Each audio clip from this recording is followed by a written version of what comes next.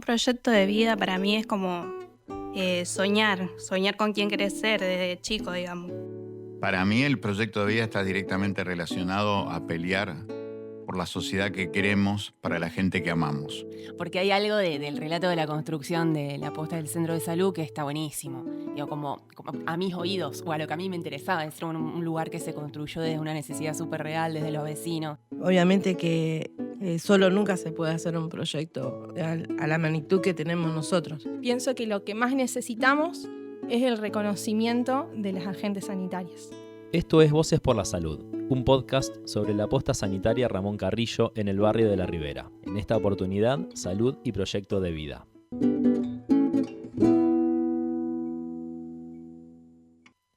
En la posta sanitaria de La Ribera exploramos y pensamos cómo la precariedad en lo cotidiano, en cuanto a vivienda, alimentación, educación o empleo, impacta en la salud y en la posibilidad de pensar un futuro.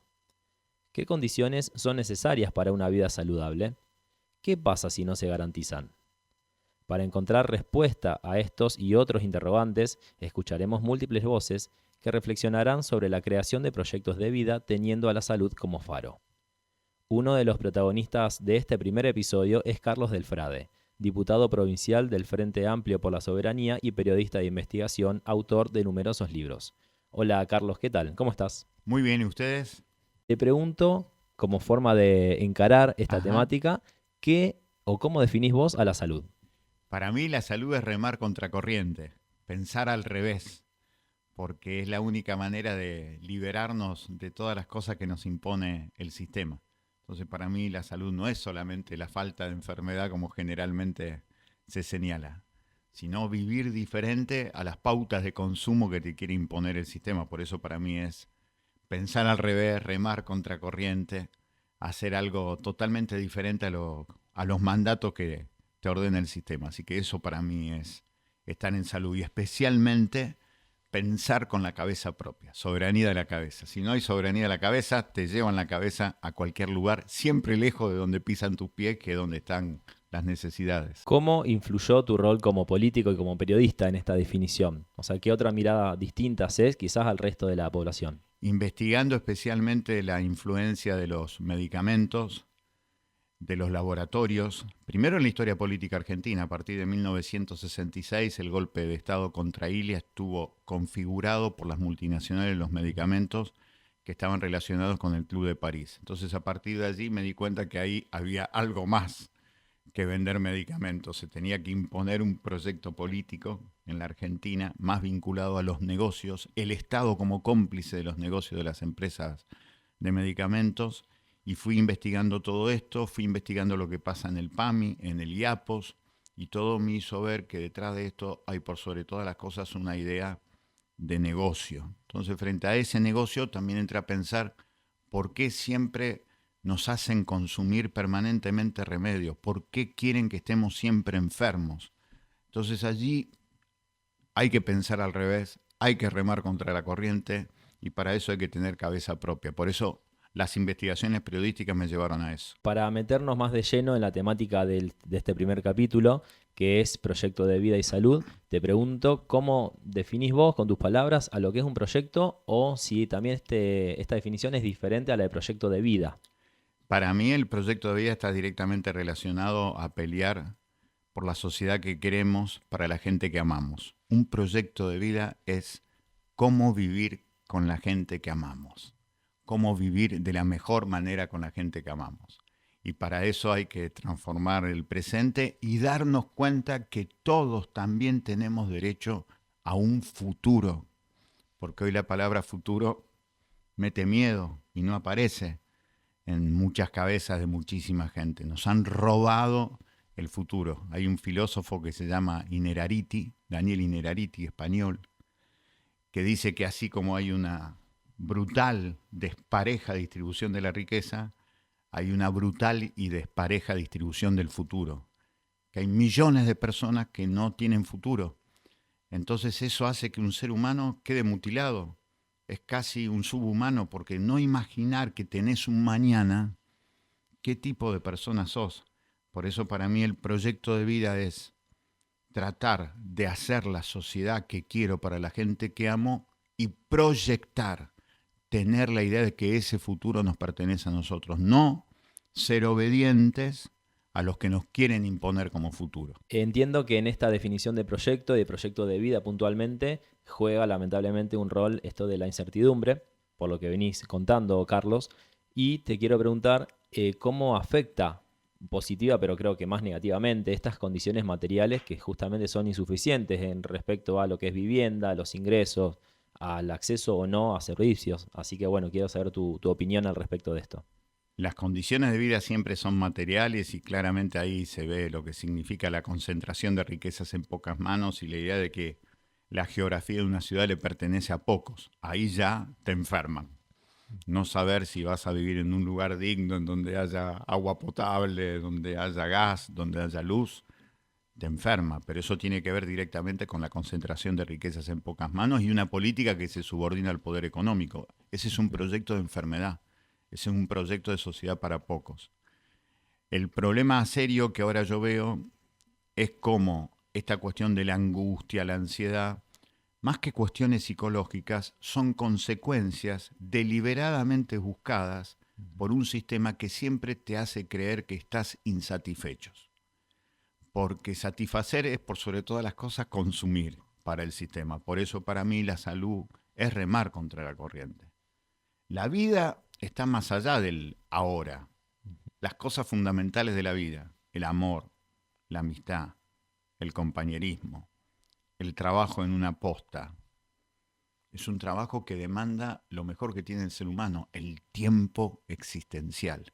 Y esas cosas reales, concretas, profundas, necesitan de mucho tiempo. Por eso el sistema te dice, hacé valer tu tiempo, cada segundo, cada minuto de tu vida cuenta. No, para un poquito. Para el amor no hace falta hacer las cosas en 1 o 2 minutos porque eso va a estar muy lejos del amor. Para la amistad también. Entonces me parece que la cuestión de la ansiedad es algo buscado para hacerte sentir un fracasado, para hacerte sentir alguien enfermo, porque es mucho más fácil dominarte la cabeza y el cuerpo cuando te hace sentir fracasado, enfermo, ansioso. Por eso hay que salir de esta lógica. ¿Cómo hago una mejor vida de acuerdo a la gente que amo?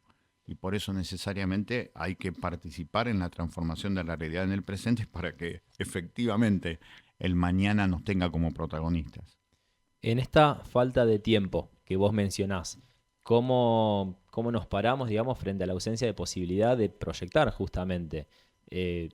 Pensando, qué sé yo, en las temáticas que tenemos, en lo que va pasando en la sociedad. Sí. Bueno, vos trabajás con el tema del narcotráfico, has hecho estudios y trabajos relacionados a esto, entonces digo, ¿qué pasa cuando frente a este tipo de situación no podemos proyectar ese futuro? Lo primero es tratar de no aislarnos, porque cuando el sistema te hace creer que vos sos el universo, que lo único real es lo que está delante del espejo, sonaste, porque ya tenés cooptada la cabeza. Y te haces esto, un consumidor consumido. Así no consumas drogas, pero consumí lo que te viene por el celular, que cada 15 segundos pone en aplicación esto que también algunos filósofos denuncian, que a través del celular viene lo que se llama la economía de la atención, esto que no te podés concentrar, que cada 15 segundos demandan tu atención y por lo tanto ya no tenés atención a algo mayor de 15 segundos. Te controlan la cabeza de esa manera. Entonces a mí lo que me parece es que en medio de este proceso hay que hacer muchas más asambleas que redes. Asambleas de gente que se reúna en un lugar, que se mire a los ojos, que se escuche, que empiece a construir una paciencia colectiva en la mejor manera. Asamblea, cercanía, contacto humano. Es una buena receta.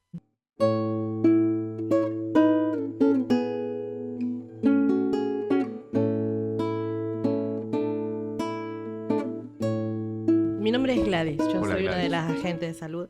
Estaba atenta escuchándote con respecto a la tecnología de hoy. Hay un médico que dijo, un pediatra, que está prohibiendo a los padres dar el celular a los chicos ya de 1 año o 8 meses para que esté todo el tiempo mirando las pantallas. ¿Qué pensás sobre eso? ¿Qué opinas? Yo creo, acabamos de presentar un proyecto de ley para prohibir el celular en la primaria. Porque si hay un lugar para cuidar a los chicos es la escuela primaria. Y el celular te destruye, especialmente en la primaria y en los pibes. En todo caso, en la secundaria ya podés tener algún tipo de convenio porque podés usar el celular para que saquen contenido que no lo encuentran en otro lugar. Pero está bien lo que dice el pediatra, está muy bien. Porque además ahora a los pibes en esto de hacerlos consumidores le hacen creer que pueden tener mucha guita jugando a los jueguitos por el casino virtual. Y eso genera un problema muy serio que está apareciendo en la Argentina, que es el suicidio. Como los chicos se endeudan mucho, se terminan matando. Esto es tremendo. Entonces vos decís, ¿este es un problema psicológico de los pibes? Sí, pero hasta ahí, porque en realidad el pibe es víctima de un sistema que además, hasta en la camiseta de la selección de fútbol campeona del mundo, aparece la idea de que tenés que apostar online con la idea de que de esa manera vas a tener guita, con lo cual se desprecia por otro lado algo fundamental para el proyecto de vida, que es el trabajo real, concreto. Entonces, dejando de lado eso, te destruyen la vida. Así que estoy totalmente de acuerdo con lo que dice el pediatra, pero especialmente porque lo está pasando con los chicos cada vez más chicos. Hay chicas de 8 años que están sufriendo algo que se llama cosmeticorexia. Es una especie de anorexia fundada en que a las chicas le hacen hacer sentir que son grandes ya y le venden productos cosméticos permanentemente y le destruyen primero la cabeza y después el cuerpo. Ya hay un proyecto en la provincia de Buenos Aires que habla de esto. Y después a la pibada, más relacionada con el fútbol, la cuestión de apostar permanentemente también le termina haciendo un daño muy fuerte. Así que estoy totalmente de acuerdo con el pediatra. Ahora, la pelea contra el celular empezamos 4-0 abajo, así que es todo un tema, pero necesariamente hay que darla, porque el tema es, insisto, de quién es la cabeza que supuestamente es nuestra. ¿Es nuestra o es pensada para ser usada a favor de otros intereses? Ese también es un síntoma de salud. ¿Qué es lo que tiene ocupada la cabeza de la gente en un 2025, por ejemplo? ¿Qué te parece? Hoy la urgencia por empatarle al fin del día. Yo antes decía, la urgencia era empatarle al fin de mes. No encontrar el dinero suficiente para que las cuestiones materiales tengan que ver con un proyecto más o menos de vida amorosa. Pero hoy la urgencia de la plata es fundamental. Y después lo otro, intentar ver si con lo poco que se puedan tener una idea de lo que significa la felicidad, cosa que cuesta mucho. Hay pocas veces uno empieza a escuchar, cada vez menos veces, la idea de la felicidad, la idea de futuro. Me parece que son cuestiones sobre las cuales hay que charlar. Hay muchos chicos que ya no escuchan cuentos, nadie le cuenta un cuento. Hay muchos chicos a los que no le festejan el cumpleaños. Eso es terrible. Desde hace años está pasando en la Argentina. En Santa Fe, en Villa Gobernador Galvez, en Rosario, en cualquier lugar. Así que hace falta humanismo. Insisto, asamblea, contactos humanos. La única manera de reconstruir algo distinto. Desde la política, desde el rol del Estado, ¿se puede hacer algo para que esto de alguna forma empiece a cambiar? Sí. Quizás no va a cambiar ya mismo, pero que se empiece por un lugar. Yo creo que la política pública tiene que, en primer lugar, encarar el gran tema hoy, que es la cuestión de los suicidios. Los suicidios se han duplicado en la Argentina en menos de un año. Así que claramente necesitamos políticas públicas de salud mental con otro tipo de presupuesto, pero también con gente que trabaje bien y que sea reconocido. Ahora, en una Argentina neocolonial dependiente cuyo dueño es Estados Unidos, esta cosa no les interesa, porque además, es más, les interesa que la gente se mate entre ellas. Entonces me parece que una política pública de salud en serio, que empiece a pensar de acuerdo a las necesidades y no de acuerdo a los intereses de las empresas, va a tener que venir con un gobierno que termine con este grado tan patético de dependencia que tiene hoy la Argentina. No puede haber política de salud mental en una colonia. No lo puede haber. Porque al imperio no le interesa eso. En todo caso le va a interesar al imperio mandar miles de pastillitas de algún laboratorio para decirte, bueno, ahora te voy a curar la ansiedad.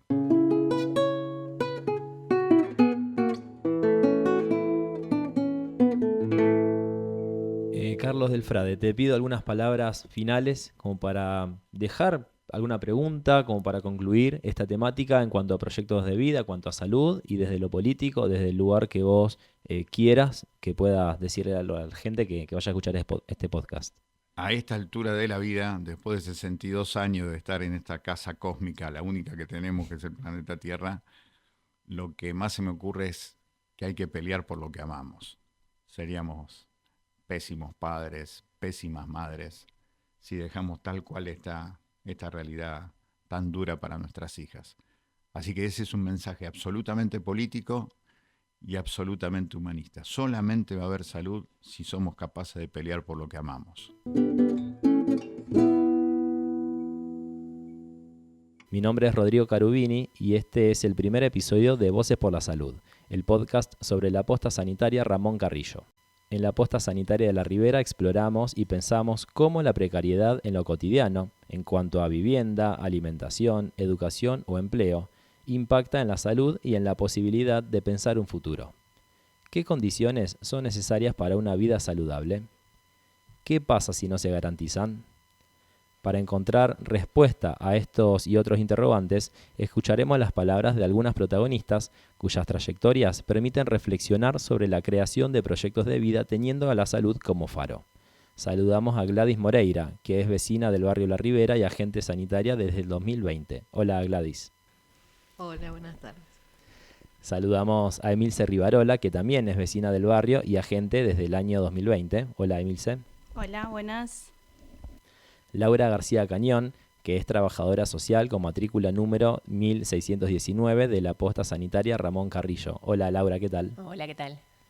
Y por último, a Yamila David, que es coordinadora de la posta sanitaria y operadora comunitaria en adicciones y salud mental. Hola Yami, ¿qué tal? Hola Rodri, ¿cómo va? Muy bien. Habiendo presentado a quienes darán su voz para hablar sobre estos temas, comencemos por definir la salud. Por eso la llamo y la invito a Emilce a que me cuente qué es la salud. Cubrir las necesidades básicas, o sea, tener agua, tener luz, tener un techo digno y un trabajo digno. Antes no lo pensaba así, solo salud era tratar la enfermedad. Me fui formando como agente sanitaria y ahí aprendí que se necesitan otras cosas como el agua, la luz y que eso es lo que hace la salud. Gladys, en tu lugar también de agente sanitaria y de alguien que reside en el barrio, ¿qué opinas de la salud? ¿Qué es para vos? Bueno, para mí, ¿qué es la salud? Es derecho a tener un centro de salud digno, de como dice mi compañera, que cada vecino tenga agua potable en su casa, un techo donde puede dormir, donde refugiarse por las tormentas, o un plato de comida. Ese es para mí que es la salud. Ahora le vamos a preguntar a Laura, que es trabajadora social. Pienso en la salud no solamente como lo biológico orgánico, sino que tiene que ver con un montón de otras cosas que bien nombraban, que tiene que ver con la vida en su totalidad, que a veces aparece fragmentada la respuesta a problemas de la vida en general, pero que a veces de salud hay que tener esa mirada integral. Y en tu caso, Yami, como coordinadora de la posta de un lugar así, con estas características, ¿cómo definís a la salud? Bueno, me resulta un poco amplio la definición. Por ahí, así la primera cosa en la que pienso, que está en discusión y que me parece importante por eso traerlo, es que la salud es un derecho humano, pensarlo desde ese lugar. Por ahí pienso un poco lo que decían las compañeras, Emi y Gladys, en relación en que ellas enumeraban cosas que uno, a mí en la facu, con medicina, que es el lugar que he transitado, bueno, aparece esto, como única respuesta, la ausencia de enfermedad. Y esto que traían las compañeras en relación a que la gente pueda tener laburo, pueda tener agua potable, pueda comer todos los días, pueda ir a la escuela, como elementos que hacen a la existencia de la salud o a la falta de salud, comparto eso que dicen. Por ahí me aparece una cosa anterior y es que en lo general eso no está garantizado. Bueno, eso no existe. Existe para algunos, para la minoría, no para la mayoría. Entonces ahí me aparece la idea de pensar que la salud es luchar porque eso exista, como el derecho a ser protagonista de la propia vida, de la propia, esto que decía Laura, bueno, de la vida. Bueno, hay muchas personas que transitan la vida de forma paciente, digamos, en eso mismo que nos trae la salud. Bueno, nosotros que somos ante un profesional de la salud, un paciente, alguien que espera, alguien que está ahí en una forma pasiva. Me aparece la salud desde ese lugar, como desde el protagonismo. Lo pienso así. Ahora que ya definimos a la salud de acuerdo a la trayectoria de cada una de ustedes, vamos a tratar en conjunto de encontrar una relación con la temática de este primer episodio, que es proyecto de vida. Entonces, Laura, te invito a que nos cuentes qué es para vos un proyecto y si es lo mismo que un proyecto de vida. Como un poco pensaba, el proyecto tiene que ver, pensado como más esquemáticamente, se me ocurre pensar que tiene mucho más que ver con objetivos y con tareas que uno tiene que llevar adelante para cumplir esos objetivos. Para mí pensar en un proyecto de vida es un poco más complejo, un poco más enredado y caótico, pero sí se pone a jugar algo de esto, de pensar en el hacia dónde. Aparecen otros factores que hay que pensar y que entiendo que de eso un poco vamos a hablar, para poder pensar en nuestra vida, en hacia dónde, en qué queremos, qué posibilidades hay para construir ese hacia dónde y qué y para qué, que tiene que ver con una cuestión a veces individual, pero que tiene que también ver con algo colectivo, con algo histórico. Como hay muchas cosas en juego a la hora de pensar en un proyecto de vida. También se me ocurría cuando me planteaban la temática y pensábamos por ahí en qué proyecto de vida que uno...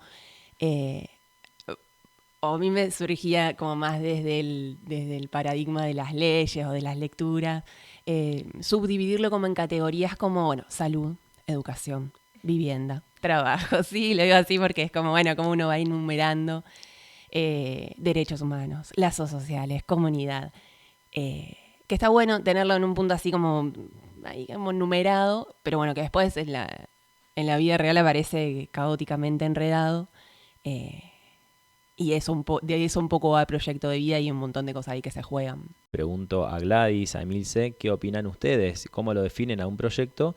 ¿Y cómo lo ven quizás factible dentro del barrio La Ribera? Un proyecto de vida para mí es como soñar con quién querés ser desde chico, digamos. Cuando vas a primer grado, que te pregunta qué querés ser cuando seas grande, en qué soñás. Y después cuando sos grande te encontrás con la realidad que es otra, que uno tiene que luchar, pero también hay que ver si hay recursos. Y en el barrio de La Ribera no hay muchos recursos para soñar o para cumplirlo. Soñar sí, uno sueña, pero después para cumplirlo se complica. Bueno, si viene el caso, mi proyecto de vida es de muchos años atrás, digamos, año 90, 91 hasta adelante, cuando el barrio todavía no tenía calle, cuando se inundaba por la crecida del río y las pocas casas que había se caían. Mi proyecto de vida viene de esa fecha o más adelante, o más atrás, perdón, cuando yo decía, ¿cuándo se podrá hacer algo por este barrio? ¿Cuándo vendrá alguien a ayudarnos con todo esto que está pasando? No teníamos nada ni un centro de salud. Mi hermano murió de una enfermedad de meningitis a la semana de tenerlo, y ahí empezó mi sueño en luchar por tener el centro de salud en La Ribera.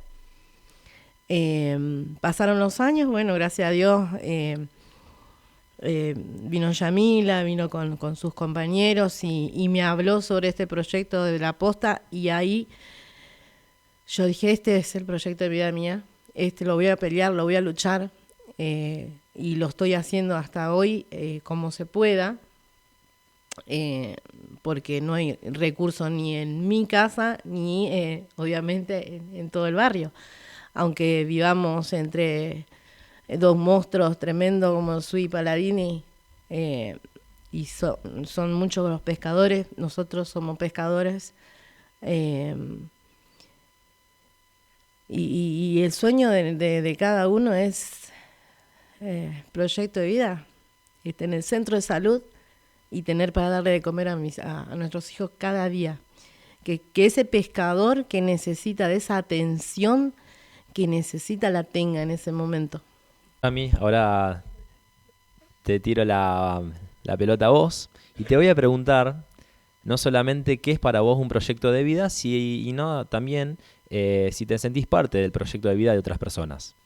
Por ahí pienso, tomando esto que veníamos charlando, que me cuesta imaginarme como algo separado la vida y los proyectos. Como que me parece que lo que hace a la existencia en sí misma es tener un motivo por el cual levantarnos todos los días. Bueno, ¿con qué soñamos? Eso que decía Emilce. Y en eso entrelazado con qué es la salud, digamos, como que me parece que tiene que ver con eso, con la posibilidad, eso que decía Emi. Bueno, cuando sos chiquito te preguntan incansablemente qué querés ser, con qué soñás, y uno desde el juego lo empieza a pensar como una posibilidad. Después eso puede suceder como no, pero me cuesta pensarlo como algo antagónico, me parece que es dialéctico, la posibilidad de tener un proyecto, de soñar, de planificarlo. Por más que muchas veces eso no se lleve adelante, el solo hecho de poder pensarlo, que bueno, quizás ahí está la cuestión, si todos tenemos el mismo derecho, la misma posibilidad de pensar, de soñar, es lo que nos hace estar vivos. Eso es lo que pienso. Después lo pienso como una cosa también dialéctica, el hecho de pensarnos a nosotros y de soñar individualmente en conjunto con otro. Ahí me aparece de vuelta eso, como que me da la sensación de que no es posible, que uno puede soñar individualmente en la medida que también lo puede realizar colectivamente. En eso que vos me preguntabas, lo pienso desde mí, desde quién soy hoy en día. No sería yo quien soy hoy en día si no me hubiese podido pensar o proyectar con otros. Y siento también haber aportado a esos otros. Entonces me parece como pensarlo desde ahí y volver a eso, a que eso en realidad es la salud, es estar sanos. Por más que tomemos una medicación todos los días, por más que tengamos que ir al médico, estar en el aspecto de lo sano es justamente eso. Poder pensar o imaginarnos, soñar con qué queremos ser o hacer con nuestra vida.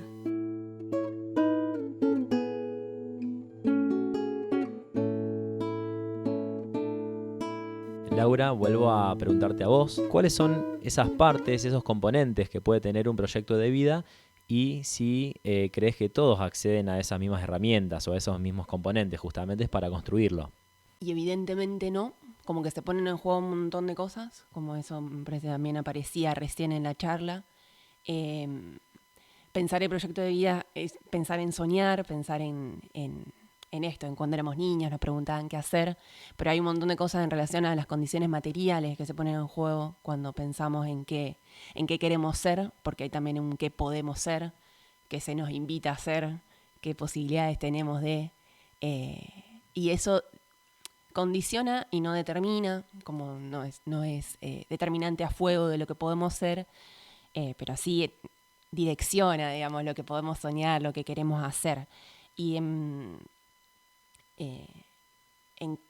eso, cada realidad, digamos, cada barrio, cada comunidad, cada espacio tiene eso muy marcado y muy presente. Emi, te voy a consultar a vos, en lo personal, tus proyectos de vida, si es que los tenés, que imagino que sí, si querés los puedes comentar, ¿fueron cambiando con el tiempo? ¿Gracias a qué fueron cambiando si es así? Sí, con el tiempo fueron cambiando, porque uno cuando es chico sueña con una cosa, después cuando va creciendo se da cuenta que la realidad es distinta, y yo me encontré con estos chicos estudiantes de medicina que llegaron en pandemia, y ahí empezó a cambiar mi realidad, porque nosotros estábamos encerrados en pandemia, bueno, y como decía Laura, que hay cosas que nos condicionan, digamos, un trauma de chico, la pérdida de un familiar, eso te va condicionando en el proyecto de vida. Y bueno, conocer los chicos estos a mí me cambió para bien, como que me fui guiando, me fueron guiando, me fui transformando. Y hoy tenemos un proyecto de vida, hoy yo tengo un proyecto de vida que es seguir adelante, que es seguir proyectando para mi barrio. No solamente para mi barrio, para mis vecinos, para mis hermanos, mis sobrinos. O sea, la salud tiene mucho que ver con el proyecto de vida. Y la aposta sanitaria también. Porque no es solamente una atención médica. hay centro de día, ahora tenemos psicóloga, que es muy importante tener una psicóloga. Y bueno, sí, fue cambiando. Yo creo que construimos todos los días un espacio, un granito de arena en otros. Porque todos los días estamos en contacto con otros y lo de nosotros es voluntario. Nosotras somos voluntarias y nosotras lo damos porque nos sentimos parte, gracias a los chicos que nos hicieron parte. Nos sentamos con los profesionales, siendo que nosotros no somos profesionales. Nos fuimos formando como agentes sanitarias y bueno, nosotros estamos en las charlas, en las propuestas que hay y sí, me siento parte. Muy agradecida por eso. Gladys, en tu caso, ¿qué es lo que vos les aportás a los proyectos de vida de otras personas y qué es lo que ellos te aportan a vos? Primeramente al barrio los contagio con mi mismo sueño, porque todos tenemos el mismo sueño de tener ese centro de salud. Y le comparto la alegría, la sonrisa, las ganas de vivir hoy, porque después de tanta caminata, de tanta lucha, de tantas cosas personales, antes de que tengamos el centro de salud, yo no tenía proyecto de vida. La realidad es esa. Pero después es como, a ver si me puedo explicar. Es como el antes de Cristo y el después de Cristo. Este es el antes del centro de salud y el de ahora del centro de salud. Es tener vida y darle esa vida y darle ese conocimiento de vida a las personas que hoy en día a lo mejor no tienen un sueño. Y agradezco de todo corazón que me hayan hecho parte de eso. La verdad, porque si no iba a seguir siendo antes de centro de salud. Muy bien, después de escuchar a Gladys, a Emi, vuelvo con vos, Yami, y también retomando las palabras que dijo en algún momento Carlos del Frade, hablando sobre la necesidad de que existan los derechos, de que se cumplan, de que todos los tengan. ¿Qué ves vos, por ejemplo, en este caso puntual del barrio de La Ribera, en cuanto a la existencia de estos derechos, de que se estén cumpliendo y si estos derechos justamente son los que ayudan a la generación de un proyecto de vida? Partiendo de lo último, de la última parte que dijiste, pienso que los derechos humanos en general y en particular que se apliquen y el acceso a eso es lo que garantiza que exista o no un proyecto de vida, hace que la vida vaya en una dirección o inevitablemente en otra. Después pienso que los derechos que conocemos, que tenemos, que hemos ido ganando, que no existieron siempre, están en movimiento y tenerlos implicó que muchos pusieron el cuerpo en eso y la defensa de lo que tenemos hoy en día y la conquista de lo que nos falta, bueno, es también necesario, digamos, ¿no? Pienso en eso como que trayendo un poco lo que decía Carlos, pero también un poco lo que pienso, como que hay una idea que, bueno, las cosas siempre fueron como las conocemos. Yo les contaba, se los conté a Julia, a otras compañeras, que fui a ver una película, no tiene mucho que ver, pero bueno, lo voy a traer como modo de ejemplo. Fui a ver una película, que la recomiendo, sí, también aprovecho, que se llama Belén, que es una película que se hizo nuevita, que cuenta de alguna manera la lucha del movimiento de mujeres por el derecho a decidir. Y bueno, fui a ver la película, me conmocionó mucho, pensando que la peli toma un corto tiempo, del 2014 a esta etapa, digamos, son 10 años. Una etapa en la que yo, bueno, empecé a participar de política y participé de las marchas y demás. Y uno da por sentado que eso que conoce o que está en la actualidad siempre fue así, o lo vamos a tener para siempre. Y en eso, trayéndolo de la posta, yo cuando conocí el barrio en el 2014, esto que dicen las compañeras, yo lo cuento siempre, había 3 cosas que yo conocí el barrio como estudiante de la facultad, hacíamos un relevamiento sanitario y control de peso y talla en los niños y control de signos vitales en los adultos. Y había 3 cosas que los vecinos nos decían. Una, que querían agua potable, otra, que querían una plaza para que los pibes puedan jugar, y otra, que exista un centro de salud. Eso fue en el 2014.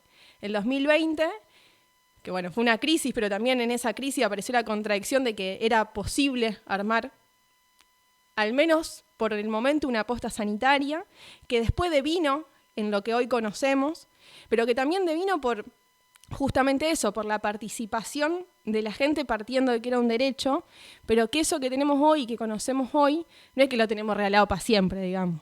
Bueno, eso está en contradicción y está permanentemente en disputa. Si lo sostenemos, si lo agrandamos, porque nosotros amamos la posta, entendemos que ha sido transformador para el barrio, pero después nos dejamos de atender en un edificio, que es el comedor del barrio, con biombos que hacen de paredes de consultorio. Nos dejamos de atender con gente que la atendemos por alguna enfermedad, sea cual sea, pero hay gente que no come todos los días, entonces lo que nosotros hacemos es medio paliativo. Atendemos con profesionales que trabajan en 3 lugares distintos para poder tener un sueldo y llegar a fin de mes. Entonces, es súper zarpado lo que hicimos y lo que hacemos cotidianamente, porque es la demostración de que vos peleando podés avanzar y la gente puede ganar algo que merece. No es que le están regalando nada, es algo que dice nuestra Constitución. Pero que bueno, que eso está en lucha permanente. Y que volviendo a lo que nos trae hoy en el capítulo, me parece que ese es el proyecto de vida, como partir de que lo que nosotros tenemos no lo tuvimos siempre y que también es una responsabilidad defenderlo y pelearlo, digamos, para los que vienen, digamos, como eso. No por lo objetivo, por el hecho de que haya un centro de salud, sino por el hecho de pelear contra esa idea de que, bueno, que no se podía, que ahí había 1000 familias, pero que no merecían un centro de salud, que se merecían ir mendigando. Y bueno, iban al centro de salud que les quedaba más cerca, al hospital, y mendigaban.